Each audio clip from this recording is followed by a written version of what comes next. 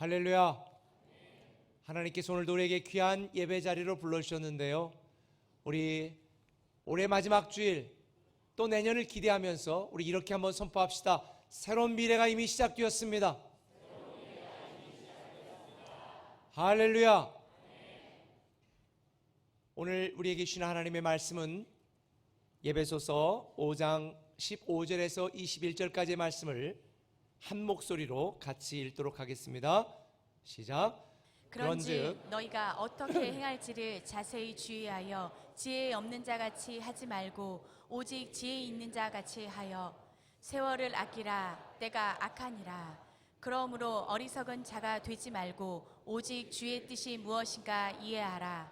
술 취하지 말라. 이는 방탕한 것이니 오직 성령으로 충만함을 받으라.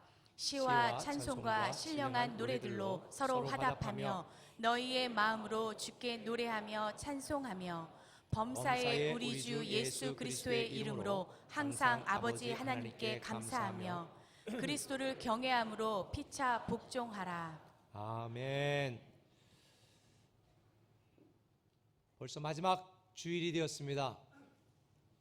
올 한 해 동안 여러분들 여러 가지 개인적인 고난과 어려움과 역경 중에도 실망하지 않고 낙심하지 않고 실족하지 않고 포기하지 않고 이렇게 마지막 주일 예배의 자리까지 나오신 여러분들을 정말 사랑하고 존경합니다. 우리가 신앙생활을 잘 했든지 못했든지 이 마지막 주일까지 우리가 하나님 앞에 예배자로 서 있다는 것, 이 한 가지만으로도 우리는 서로 존경해야 되고 서로 축하해야 된다고 저는 생각을 합니다. 우리 옆분들에게 한번 큰 격려의 박수 한번 보내주시죠.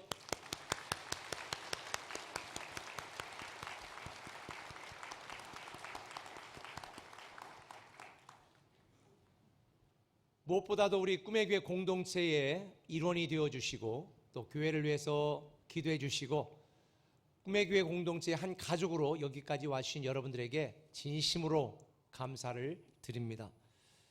특별히 여러 가지 여러 모양으로 교회를 섬겨주시는 많은 분들께 진심의 감사를 드립니다.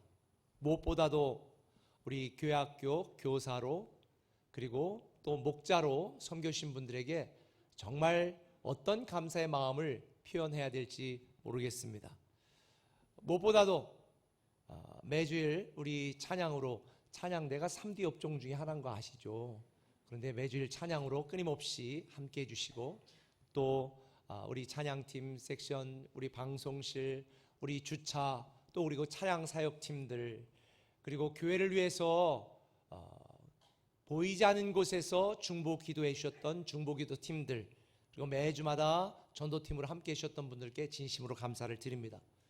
무엇보다도 제가 특별히 감사하고 싶은 거는요, 이 다른 성도들을 위해서 자기 자신의 불편함을 참고 올 한 해 동안 우리 환승주차장을 이용해 주시고 섬겨주신 분들에게 정말 진심으로 감사를 드립니다.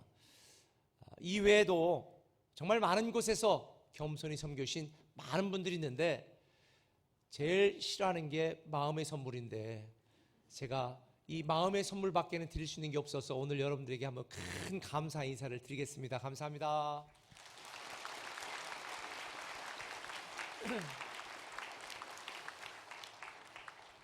정말 오늘이 마지막 주일 예배라는 게 믿어지지 않을 정도로 바람처럼 한 해가 훅 하고 지나온 것 같습니다. 저도 그런 세월의 무상을 느낄 만한 나이가 벌써 뒤어져 가는 것 같아요. 그래서 그런지 오늘 본문 말씀 중에 보면 사도 바울이 세월을 아끼라 라고 하는 이 말씀이 저에게 더 깊게 와 닿습니다. 오늘 우리가 함께 읽었던 본문은 감옥에 갇혀서 자기가 죽을 날이 얼마 남아 있지 않는 것을 바라보며 있었던 사도 바울이 자기가 사랑하여 설립했던 에베소 교회 성도들에게 보내는 옥중서신입니다. 그러니 이 세월을 아끼라는 말이 이 에베소 교인들에게는 훨씬 더 설득력 있게 그리고 진심으로 다가왔으리라 저는 생각을 합니다. 우리가 알다시피 이 예배소 교회가 위치해 있었던 예배소라고 하는 도시는 아시아와 유럽을 잇는 항구 도시로서 당시에 무역과 상업의 중심지로 굉장히 활기가 넘쳤던 도시입니다. 사업의 이득과 이익과 무역 중개상들, 무역하는 사람들로의 이 왁자지껄하고 떠들썩한 도시 분위기 뿐만 아니라 이 예배소에는 아데미 신전이라고 하는 엄청나게 큰 신전이 있어서 이방신들을 섬기는 이걸 빌미로 해서 온갖 환락과 온갖 퇴폐 문화가 예배소에 가득했었습니다. 뿐만 아니라 온갖 미신들과 이단들이 교회 안에까지 침범했었고, 그리고 교회 다니는 사람들을 이 핍박하고 회방하는 사람들 때문에 신앙생활하는 분들은 정말 쉽지 않았습니다. 그러니까 도시가 화려하고 사업이 잘 되고 그런 세상적인 환락과 유흥의 도시가 됐다는 말은 반대로 그리스도인에게는 신앙생활하기가 참 힘든 환경이었다라는 걸 우리는 알 수가 있는 것입니다. 그러다 보니까 성도들이 흔들릴 수밖에 없었습니다. 내가 이렇게 핍박을 당하면서도, 내가 이렇게 불이익을 당하면서도 내가 신앙생활을 해야 되는가? 저 사람들처럼 저렇게 회식하고 놀고 먹고 마시고 즐기는 이런 인생을 살아가야 되지 않을까? 그래서 실제로 그런 사람들이 있었던 것 같습니다. 사도 바울이 이런 예배소 교회 성도들에게 너희들은 택함 받은 하나님의 자녀고 너희들은 위대한 하늘에 속한 신령한 복을 기업으로 받은 위대한 상속자다라고 하는 것을 그래서 강조하는 것입니다. 하늘에 속한 신령한 복이라고 하는 것을 강조하는 이유는 예배소 교회 성도들이 하늘에 속한 신령한 복 대신에 이 땅에 당장에 자기들에게 필요한 세상적인 축복을 간구하면서 살아가고 있는 것을 보았기 때문입니다. 저는 오늘 이 본문을 묵상하면서 우리 꿈에게 속한 성도들을 생각했습니다. 여러분들에게 한 가지 질문을 던져보겠습니다. 여러분들 올 한 해의 신앙의 삶은 어떠셨습니까? 지난주 말씀드린 것처럼 어린아이 신앙처럼 나밖에 모르는 내 이익과 내 욕심과 내 탐욕밖에 챙기지 않는 그런 신앙에 머물렀던 한 해인가요? 아니면 성숙한 그리스도인으로 성장하고 자라갔던 한 해였는가요? 여러분 어떠십니까? 아마 어쩌면 여러분들 중에 이 예배소 교회 성도들처럼 주변 상황과 환경 때문에 신앙이 흔들리고 믿음이 흔들리고 섬김도 포기하고 겨우 교회에 나오는 썬데이 크리스찬에 머물렀던 분들도 있을지 모르겠습니다. 그러나 한 가지 분명한 사실은 저와 여러분 우리는 모두가 택함받은 하나님의 자녀요 위대한 하늘의 복을 상속받은 위대한 상속자다. 할렐루야. 이런 놀라운 축복과 특권을 누리려면 어떻게 해야 될까? 오늘 마지막 주에 여러분에게 드리고 싶은 두 가지 말씀이 있는데 그 첫 번째는 이것입니다. 가치를 이동하라는 것입니다. 한번 따라합시다. 가치를 이동하라. 가치를 이동한다는 말은 너무 중요합니다.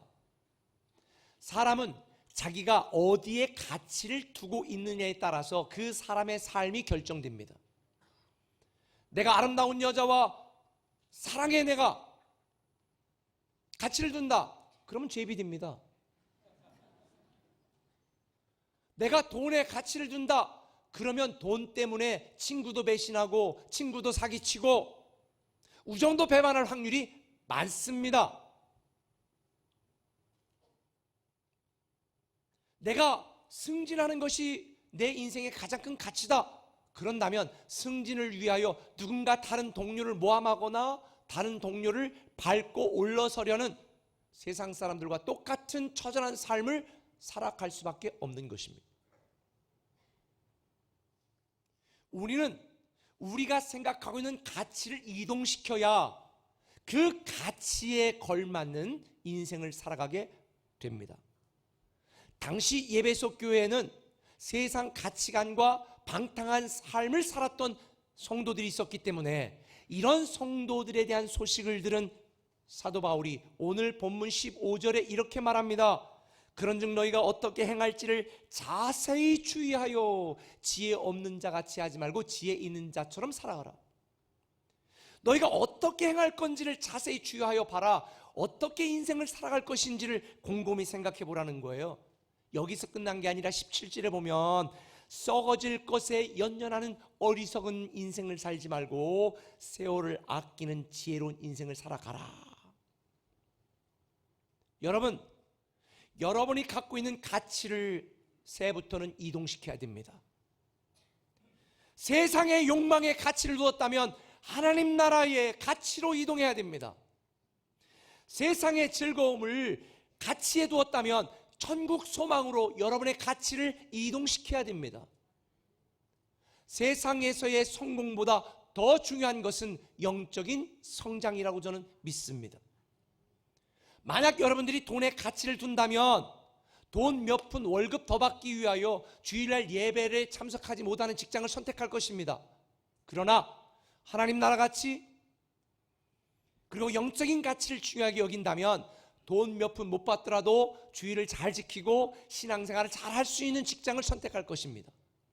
여러분이 어떤 가치를 갖고 있느냐에 따라서 여러분의 삶이 결정되어집니다.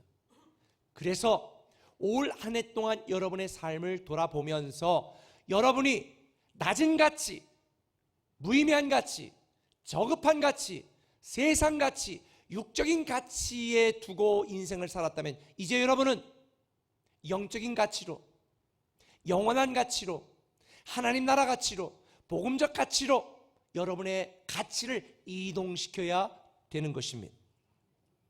단지 현실의 이익만 쫓는 그런 허탄한 인생이 아니라 영원한 하나님 나라에 대한 상속받은 상속자의 가치를 중요하게 여기며 살아가는 저와 여러분이 되기를 예수님의 이름으로 축원합니다.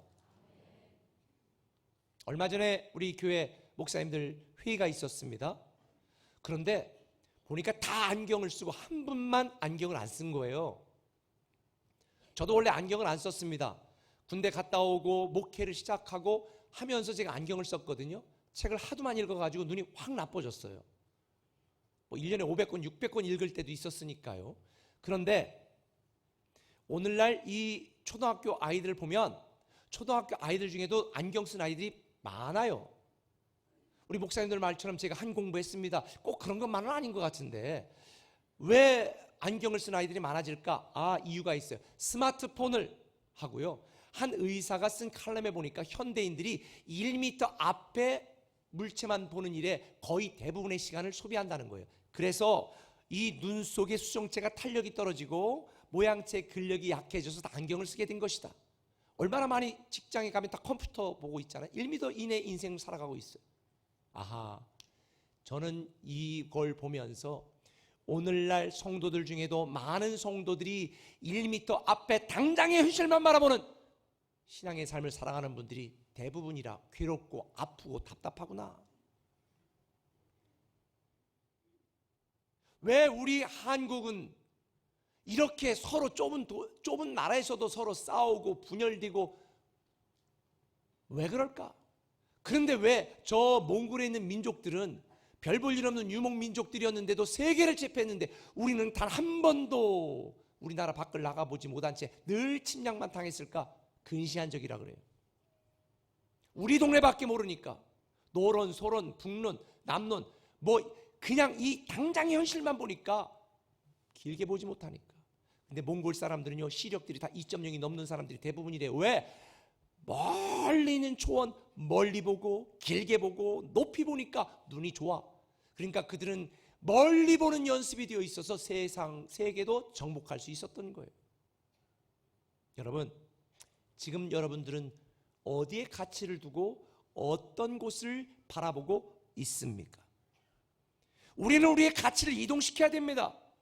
저급한 가치에서 고급한 가치로, 육적 가치에서 영적 가치로, 세상 가치에서 하나님 나라 가치로 우리는 우리의 가치를 이동시켜야 수준 있는 성장하는 믿음의 삶을 살게 되는 줄 믿으시면 아멘. 만약 제가 공주에서 우리 교회만이라는 생각으로 살아왔더라면 오늘의 꿈의 교회는 존재하지 않았습니다. 세종시가 세워진다는 뉴스를 딱 듣자마자 2004년도에 우리는 10년 앞을 내다보는 2014 여호수아 비전을 선포하고 10년 뒤에 세종에 많은 교회들이 세워질 것입니다. 멀리 보고 길게 보고 그리고 기도했더니 하나님이 이루신 거예요. 저는 지금도 또 10년 뒤를 내다보고 있습니다. 어떻게 멋있게 아름답게 쓰임받고 은퇴할 수 있을까? 여러분, 여러분의 인생을 당장에 내게 돌아오는 이익과 유익만 보고 판단하지 마시고 영원한 하나님 나라 가치의 관점에서 내 인생을 바라보는 여러분이 되시기를 예수님의 이름으로 축원합니다. 동일한 사건을 낮은 육적 가치와 높은 영적 가치로 판단하고 평가한 사건이 하나가 나옵니다. 향유 부은 여인입니다. 한 여인이 예수님의 발에 향유를 부었습니다. 제자들은 말합니다. 아니 이거 팔아가지고 가난한 자들 나눠주면 되지. 대체 이걸 왜 허비하는가?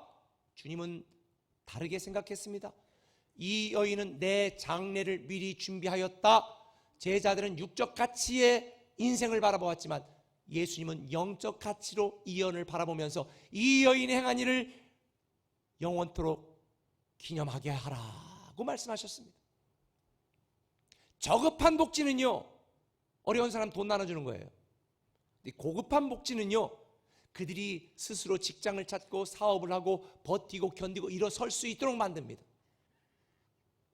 우리 교회도 보건복지부에 다니는 분들이 많이 계신데요, 저급한 복지를 정책으로 삼으면 안 됩니다. 망합니다. 남미가 그래 다 망했습니다. 가진 자들 있는 거 뺏어서 없는 자들 주어서 사회가 복지가 보장되는 게 아닙니다. 그 힘들고 처절한 상황 가운데서도 미래를 바라보며 다시 일어설 수 있고 그래 다시 시작할 수 있고 이기고 견딜 수 있는 능력을 키워주는 게 저는 고급스러운 복지라고 생각을 합니다. 만약 우리 꿈의 교회가 우리 교회만 생각한다면 그건 저급한 교회에 불과한 것입니다. 어떤 분들은 꿈의 교회가 왜 이렇게 교회를 자꾸 세우냐? 여러분, 어떤 분들은 이런 의견이 있어요. 목사님, 교회도 더 이상 세우지 말고 우리 교회에 있는 그 자원에서 다른 어려운 교회들 많이 나눠주시죠. 예, 좋은 의견입니다. 내가 낮은 수준의 가치입니다. 제가 대전 꿈의 교회 우리 정멜 목사님이 처음에 선교사 지망생이었습니다. 근데 제가 회심시켰습니다. 목회자로. 제가 이렇게 설득했습니다. 자네가 선교사로 가서 복음을 전하면 한 명의 선교사로 끝나지만 나는 자네를 볼 때 자네가 100명, 200명의 선교사를 파송하는 그런 훌륭한 목회자가 될 가능성을 난 보았어. 그러니 혼자 선교사로 나가지 말고 100명의 선교사를 파송할 수 있는 그런 목회자가 되었으면 좋겠어. 그렇게 회심을 시켜서 목사가 됐고요. 그리고 현재 우리 교회는 150명 이상의 미자립교회와 선교사들을 후원하는 교회가 된 것입니다. 당장 제가 선교 나가는 것도 중요합니다. 물론 선교 나가는 분들도 있어야 됩니다. 그러나 하나님 주신 은사와 비전에 따라서 더 많은 교회를 세운다면 이 교회가 연합하고 함께하여 더 많은 구제와 더 많은 선교와 더 많은 복음적인 가치를 드러낼 수 있기 때문에 저는 교회를 세우는 일이 저의 사명이라 생각하고 목숨을 걸고 있는 것입니다. 지금 여러분은 어디에 가치를 두고 살아가고 있습니까? 헛된 가치에서 참된 가치로, 현재 가치에서 미래 가치로 우리의 가치를 이동시켜야 됩니다. 그렇지 않으면 망합니다. 성경에 보면 아브라함과 롯의 이야기가 소개됩니다. 아브라함과 롯의 재산이 많아 종들이 매일 다퉜습니다. 아브라함이 생각합니다. 안 되겠다. 우리 서로 따로 정착을 하자. 롯을 불러 말하지요. 내가 동하면 내가 서하고 내가 북하면 내가 남하리라. 그랬더니 롯이 이렇게 반응합니다. 창세기 13장 10절 같이 읽습니다. 이에 롯이 눈을 들어 요단 지역을 바라본즉 소알까지 온 땅에 물이 넉넉하니 여호와께서 소돔과 고모라를 멸하시기 전이었으므로 여호와의 동산 같고 애굽 땅과 같았더라. 롯이 선택한 기준은 아주 저급한 기준, 물질적인 기준, 세상적인 기준, 육적인 기준, 재산적인 기준이었습니다. 그래서 소돔과 고모라를 선택했습니다. 아시다시피 그는 패가 망신했습니다. 그러나 영적인 가치, 하늘의 가치, 하나님의 가치로 양보하고 섬기고 손해보았던 아브라함, 복의 근원이 되었습니다. 저는 여러분들이 인생을 살면서 원하는 이 낮은 수준의 당장의 이익 대신에 영원한 가치로 여러분의 가치를 이동시키기를 예수님의 이름으로 축원합니다. 침례교 목사였던 조지 트랩 목사가 이런 말을 했습니다. 인간이 가질 수 있는 가장 위대한 지식은 하나님의 뜻을 아는 것이며 인간이 행할 수 있는 가장 위대한 업적은 하나님의 뜻을 행하는 것이다. 지난주 말씀드린 것처럼 하나님을 섬기고 교회를 섬기고 성도를 섬기고 세상을 섬기는 온전케 하는 하나님의 사역자로 살아가는 것. 나만 알고 내 가정만 알고 내 자식만 알고 내 새끼만 알고 내 사업만 생각하는 이기적인 어린아이 시대에서 돈 벌어서 하나님 섬기고 출세하고 성공해서 사람들을 섬기는 이런 수준 있는 그리스도인의 수준, 그리스도인의 가치로 살아가는 여러분이 될 때에 우리는 상속받은 위대한 상속자의 삶을 살아가게 될 줄 믿습니다.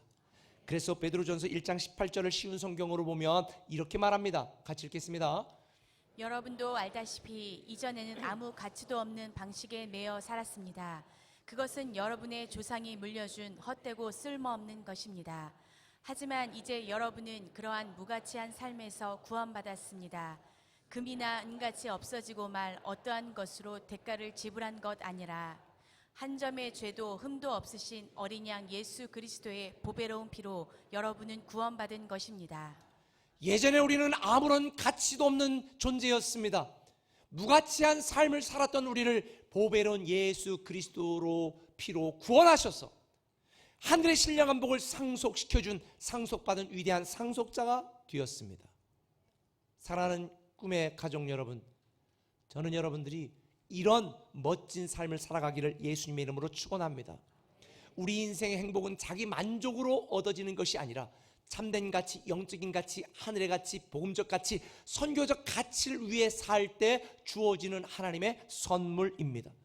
그래서 우리에게는 멀티교회, 선교적 교회를 추구하고 있는 것입니다.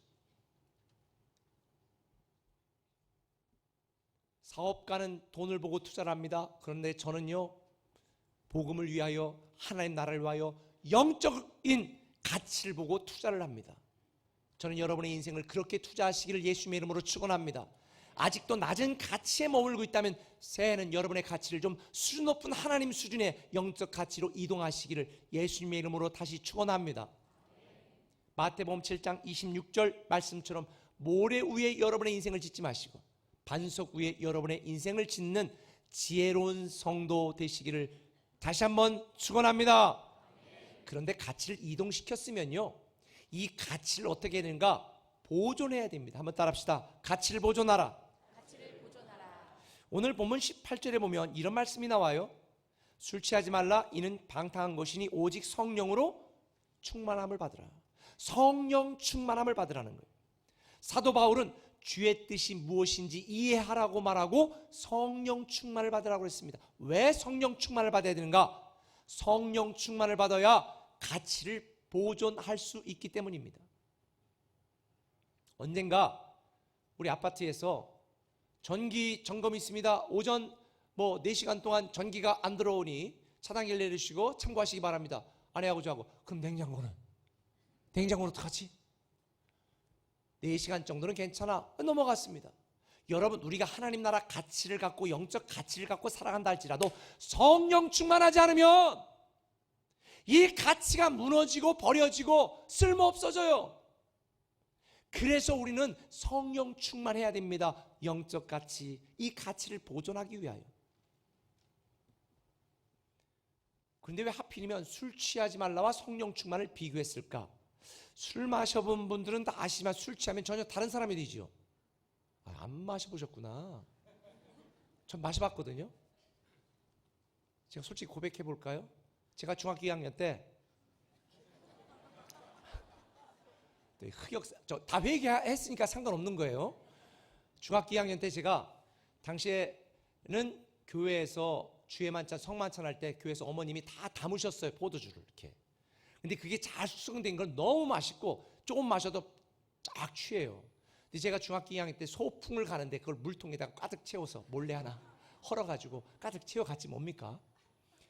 그래가지고 점심 때 친구들하고 다 나눠 먹고 3분의 2 정도 다 나눠 먹은다면 3분의 1 정도 다 남았는데, 지금 이제 곰나루라는 곳에서, 지금 그쪽 근방에 우리 공주 꿈에게가 있는데, 그때는 시골이 없었어. 그래서 거기서 쭉 걸어서 이제 학교까지 오는데, 당시 호랑이 선생님이고 학생부장이고 진짜 무서웠던 수학 선생님이, 야 해무가 물통이지, 물 좀 줘봐. 그러는 거야. 저 없는데요?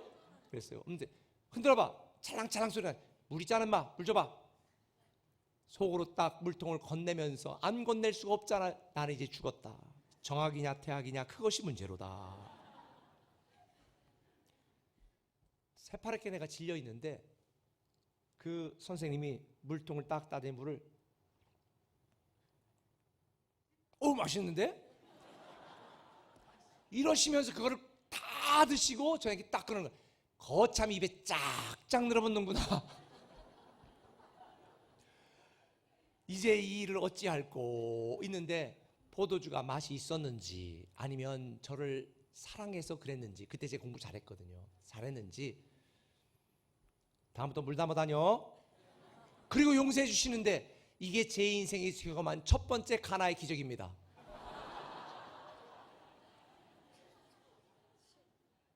그리고 제가 지난 다음에, 야, 이게 바로 하나님의 은혜구나, 이걸 제가 깨달았어요. 알면서도 모르는 척 해주고 넘어가 주시는 하나님의 은혜. 하나님 여러분 모르는 것 같죠? 다 지금 넘어가 주고 있는 걸 지금 착각하고 있는 거 하나님 모르신다고. 넘어가 주시는 하나님의 은혜로 우리는 오늘 이 마지막 주일까지 예배드리고 있는 거예요. 술 마셔본 분들 알겠지만 술 취하면요 전혀 다른 사람이 됩니다. 왜? 술의 지배를 받으니까. 평소의 모습과는 관계없이 술의 지배를 받아서 술이 지시하는 대로 행동을 해. 멀쩡한 부장님이 갑자기 전봇대에서 한쪽 다리 들고 쉬를 하지 않는지, 막 쌍욕을 하지 않는지, 별짓을 다 해. 넥타이 여기다 놓고 막 반스만 입고 춤을 추지 않는지, 이게 그 사람이 아니야. 지금 누구에게 지배를 받는 거예요? 술에. 아하. 성령 충만하면 우리는 내 감정, 내 생각 다 내려놓고 성령님의 지배를 받게 되어 있어요. 원래 많은 사람들이 성령 충만한다는 것을 소유의 개념으로 인정합니다. 그래서 성령 충만하다는 것을, 성령의 능력을 내가 뭔가 좀 챙겨 갖는 것을 성령 충만이라고 생각하는데, 아니에요. 그건 성령 충만한 결과일 뿐이고, 성령님은 삼일체 하나님 인격이시기 때문에 소유할 수 없습니다. 성령 충만은 친밀한 하나님과의 관계를 의미하는 것이고, 성령님의 말씀과 뜻을 따르는 상태를 의미하는 것이지 성령님을 소유하는 개념이 아니에요. 여러분, 우리가 성령 충만해야 이 험난한 세상, 괴로운 세상, 답답한 세상을 살아가면서도 낙심하지 않고 실망하지 않고 하나님 나라 가치, 영적 가치를 잘 보존할 수 있게 되는 줄 믿으시면 아멘. 지금 사단이요, 믿는 성도들을 실망하게 하고 실족하게 하고 무너지게 하려고 얼마나 많이 공격하고 있어요. 가장 가까운 사람들을 통해 공격하는 경우가 많아요.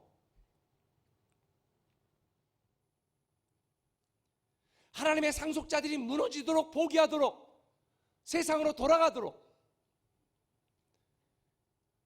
그런데 우리가 성령 충만하면 성령님께서 우리로 하여금 흔들리지 않게 하시고, 무너지지 않게 하시고, 버티게 하시고, 견디게 하시고, 이기게 하시고, 승리하게 하게 하는 줄 믿으시면 아멘.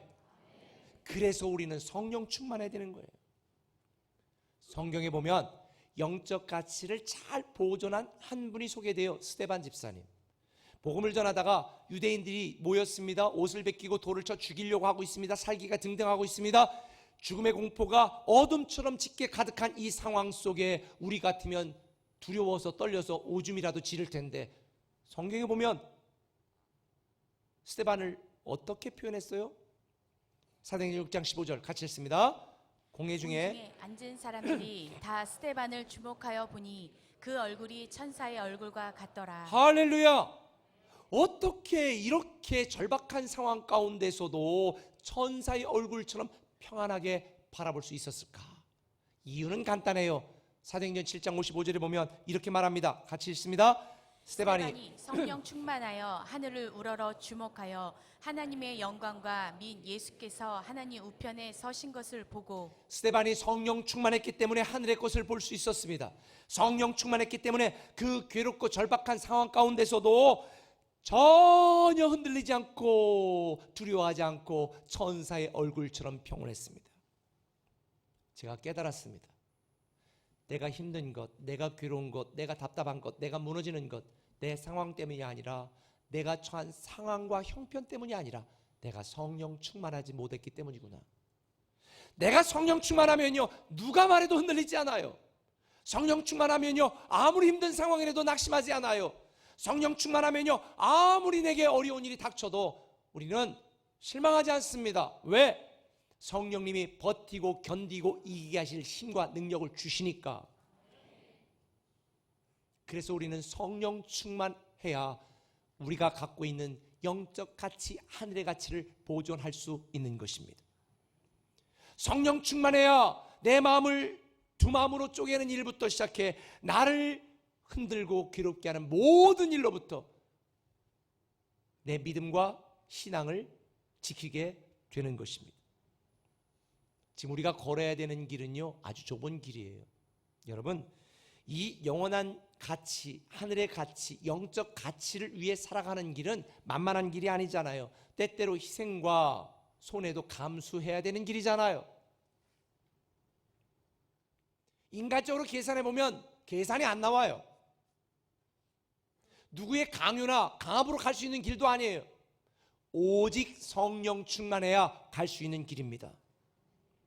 저는 여러분들이 스데반 집사처럼 성령 충만하여 우리가 갖고 있는 이 복음적 가치, 하늘의 가치, 영적 가치, 이걸 보존하시기를 예수님의 이름으로 축원합니다. 어떻게 성령 충만할까? 갈라디아 5장 17절은 이렇게 말합니다. 같이 읽습니다. 육체의 소욕은 성령을 거스르고 성령은 육체를 거스르나니 이 둘이 서로 대적함으로 너희가 원하는 것을 하지 못하게 하려 함이니라. 제가 깨달은 거는요, 술이 사람을 취하게 할 수 있지만 술 마시지 않는 사람은 절대 술이 취하게 할 수 없다. 우리 장로님 한 분이 어제 같이 식사하면서 자기는 건설 현장에서 이제 이렇게 임원으로 일하시니까 밑에 있는 사람들하고 같이 모이고 회식하고 모이는 경우가 거의 매일 저녁이래요. 근데 자기는 술을 안 먹으니까 어떤 사람은 하루에 5병씩 일주일 내내 술 먹더래요. 근데 자기는 안 먹으니까 다 먹으라고 그러고 자기는 먹는데, 어떤 데 사이다 막 2병, 3병 먹는데 할 수 없이 건배도 해야 되고 먹고 그래야 되니까. 그런데 자기는 안 취한대요. 왜? 술자리에 있었다고 술 취하는 게 아니거든요. 전 여기서 이걸 하나 깨달았어요. 반대로 말하면 성령 충만하려면요, 교회 안에 있다고 성령 충만한 게 아니에요. 교회 다닌다고 성령 충만해지는 게 아니에요. 우리 장로님이 술자리에 매일 저녁 같이 있어도 술 취하지 않아요. 왜? 술을 안 먹으니까. 여러분이 교회 와도 성령 충만하지 않을 수 있습니다. 성령 충만하려면 성령 충만하도록 성령에 취해야 되는데, 성령에 취할 수 있는 방법은 마음을 열고 진심으로 예배하는 것이고요, 하나님의 말씀이 그런가, 주의 뜻이 무엇인가 양육 훈련을 참여해야 되는 것이고요, 40일의 기도행전 꿈꾸며 한 달 살기 기도하자 그러면 기도해야 돼요. 그래야 성령 충만한 거예요. 교회 나오지도 않고 주일날 늦게 왔다 일찍 가면서 어떻게 성령 충만하기를 기대해요? 그러니까 예수 믿어도 늘 힘들고 쓰러지고 낙심하고 실망하는 거예요. 저는 내년도에 우리 꿈의 교회 공동체 모두가 성령 충만하기를 예수님의 이름으로 축원합니다. 특별히 본문에 보면 성령 충만함을 받으라는 수동태 명령형으로 돼 있어요. 내가 성령을 충만하게 주는 게 아니라 성령 충만함을 받는 우리가 수동태 명령형, 받기 위하여 애쓰고 기도하고 노력하라는 의미인 거죠. 내년부터 주일 예배 내가 한 번도 빠지지 않겠다 결심하시고, 양육에 적극적 참여하고 목장에 참여해서 내가 삶을 통해 서로 위로하고 위로받고 기도하는 이런 내가 되어야 되겠다. 그러면 제가 분명히 약속드립니다. 성령 충만합니다. 저는 여러분들이 하나님 나라의 가치를 아는 것으로 끝나는 자가 아니라 하나님 나라 가치를 잘 보존하는 여러분이 되었으면 좋겠습니다. 말씀을 맺을게요. 조중민 목사가 쓴 왜 성령인가라는 책에 보면 이런 좋은 글이 있더라고요. 그대로 소개해드리겠습니다. 인생의 클라이맥스는 성공이 아닙니다. 나보다 더 중요한 것을 발견하는 것입니다. 내 목숨보다 가치 있는 것에 눈뜨는 것입니다. 눈에 보이지 않는 것이 눈에 보이는 것보다 비교할 수 없이 가치 있다는 것에 눈뜨는 것이 인생입니다. 아직도 눈 못 뜨고 계신 분들 계신데 눈 뜨시기를 바랍니다. 우리는 하늘의 신령한 복을 상속받은 위대한 상속자입니다. 올 한 해 동안 위대한 상속자가 되자고 말씀드렸습니다. 세상 이익보다 영적 이익을 더 중요하게 여기고 성령 충만하여서 영원한 하나님 나라 가치를 주님 앞에 갈 때까지 보존하고 누리는 여러분 되시기를 예수님의 이름으로 축원합니다. 세월이 빠르게 지나가고 있습니다. 세월을 아끼시길 바랍니다. 제가 축구를 하러 갈 때마다 10년만 젊었으면 5년만 젊었으면 이게 막 요즘은 늙었다는 표시인가요? 그런 말이 나와요. 여러분 앞으로 김장 몇 번 하면 하나님께 부름받을 것 같습니까? 김장 안 한다고요? 세월을 아끼시고 지혜롭게 살아가는 상속받은 위대한 상속자 되시기를 예수님의 이름으로 축원합니다. 기도합니다.